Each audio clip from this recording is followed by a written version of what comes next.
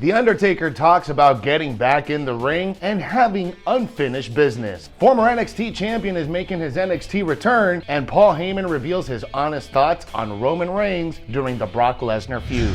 Hello everyone, Jose G here bringing you today's top 5 stories in today's Sportskeeda News Update.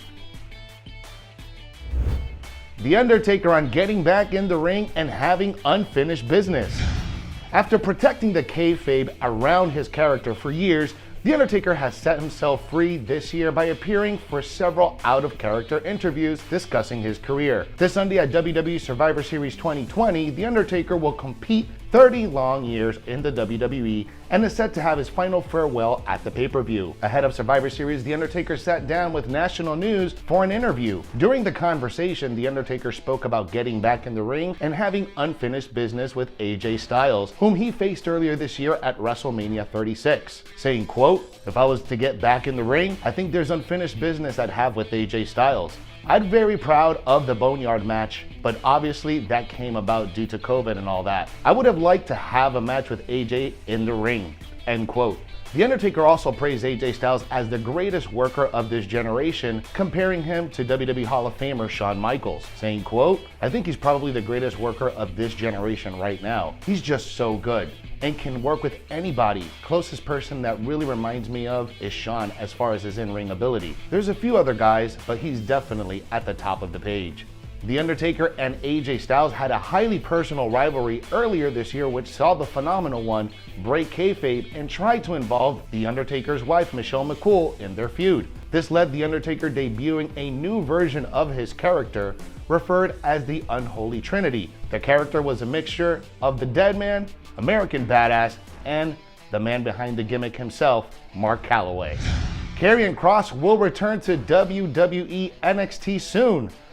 There have been plenty of injuries in professional wrestling throughout 2020. However, none of them have been more poorly timed than Karrion Kross's injury on the night of TakeOver 30 when he won the NXT Championship from Keith Lee. Kross suffered a separated shoulder, which forced him to relinquish the championship days later during the opening segment of NXT. At the time of the injury, WWE offered no time frame for Kross's return to the ring, but it seems like he's scheduled to return sooner rather than later. With a separated shoulder, the average timetable for a return can be anywhere from 2 weeks to 3 months, depending on the severity of the injury. It seems like the injury was serious as it occurred roughly 3 months ago.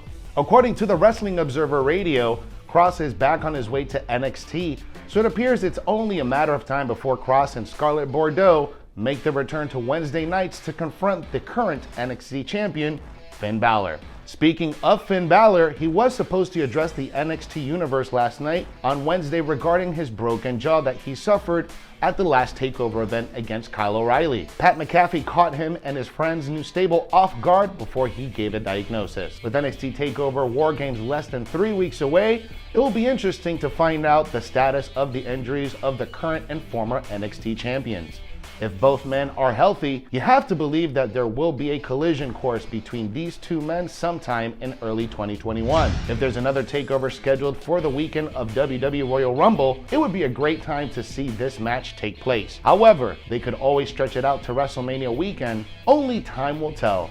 Either way, it's always great to see wrestlers return from the injury and give much needed boost to the NXT main event scene.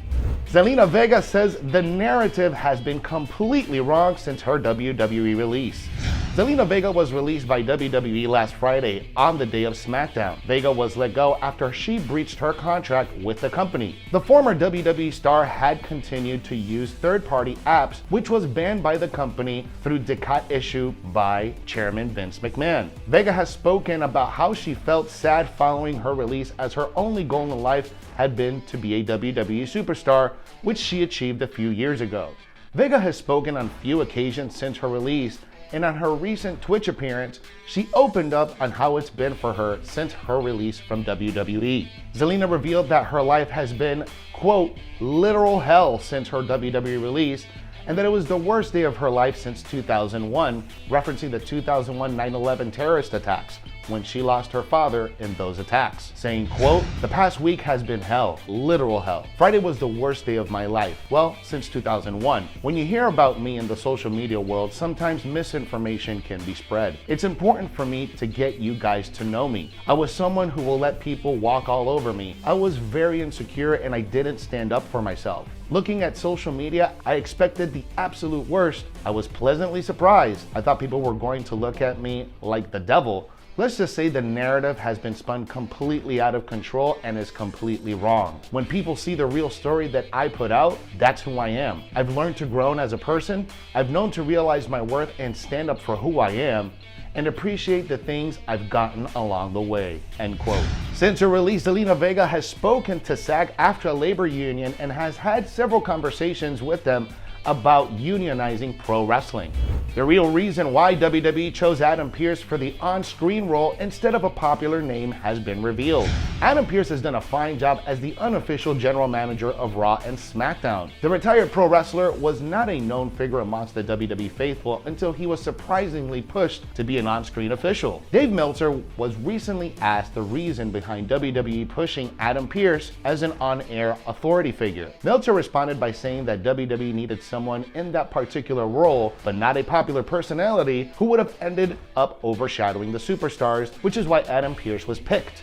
Beyond his on-screen duties, Adam Pearce also works as a backstage producer for the company. During his recent appearance on the After the Bell podcast with Corey Graves, the 5-time NWA World Champion revealed that he actually does behind the scenes in the WWE. Adam Pearce said that a producer's job involves coming earlier than anyone else, sits down with the other producers for a meeting, and they go through the festivities of the day. A WWE producer's job is incredibly stressful, as you may have imagined, and he has to be on his toes constantly, saying, quote, "To make it real simple, I do everything. I literally do everything. No, but not really. Producer days at television especially start before everybody else's. I'll get there 3 or 4 hours before everybody else. We'll sit in a meeting, we'll go through the festivities of the day that may or may not change at all, but may be etched in stone, and we may follow through with one set of plans immediately. I have become extremely adept at rolling all punches, and the punches, they will be coming, and they will be coming fast and furious.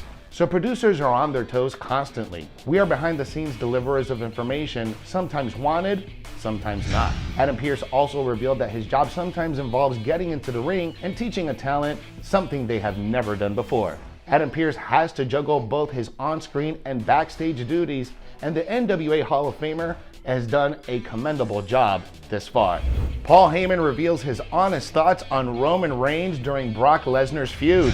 Paul Heyman and Roman Reigns are currently the most dominant duo in all of sports entertainment. Heyman has had nothing but praise for Reigns ever since the Tribal Chief joined forces with him a short while ago. Heyman recently shared a throwback picture on his official Twitter handle from the time Roman Reigns and Brock Lesnar were featured in a backstage interview with Michael Cole. Heyman made Cole leave the spot during the early moments of the segment and conducted the interview himself. In this tweet, Heyman stated that even though he had Roman Reigns were on opposite sides at that time, he had nothing but respect and admiration for the current Universal Champion. Roman Reigns came back to WWE TV at SummerSlam 2020 and hinted that he had finally embraced his dark side. Reigns later revealed that he had aligned himself with Paul Heyman, of all people, someone he used to manage his biggest rival in the past. Roman Reigns and Brock Lesnar have had numerous battles in the past, with Heyman being on the latter side throughout the rivalry. With Brock Lesnar out of the picture, Heyman has managed to form an alliance with Reigns, and this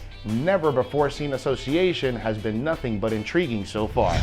Thanks for watching today's Sportskeeda news update. Follow us on all of our social media. If you like this video, give us a thumbs up and hit that subscribe button. Download the Sportskeeda app from the App Store for the most up-to-date news stories in the world of wrestling.